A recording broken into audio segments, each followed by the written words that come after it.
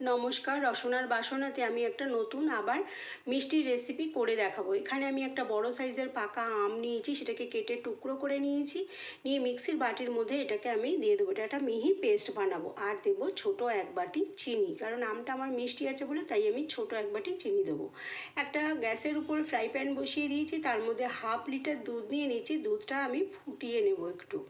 ফুটে উঠলে পর গ্যাসের ফ্লেমটাকে কমিয়ে নেব। এবার আমি কিছুটা আমন্ড আর কাজু নিয়েছি, নিয়ে এটাকে হাফ ডাস্টের মতো করে নেব। মিক্সির বাটিতে দিয়ে দিলাম।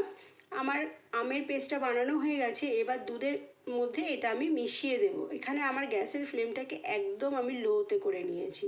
নিয়ে পুরো আমটাকে আমি এর মধ্যে ভালোভাবে মিশিয়ে দেব। আর কন্টিনিউ নাড়তে হবে, না নাড়লে পর নিচে ধরে যাওয়ার সম্ভাবনা থাকতে পারে।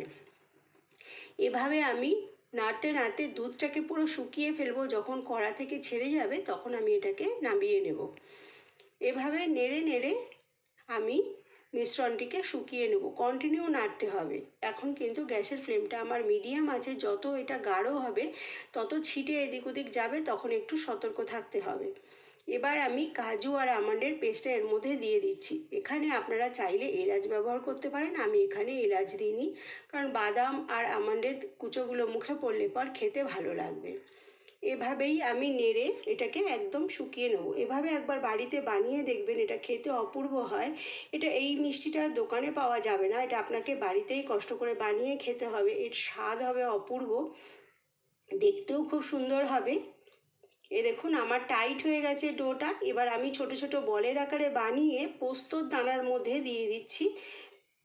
বাইরেরটা পুরোটা পোস্ত মাখিয়ে দিচ্ছি আমি, এর জন্য এটা খেতেও ভালো লাগবে আর দেখতেও অপূর্ব লাগবে।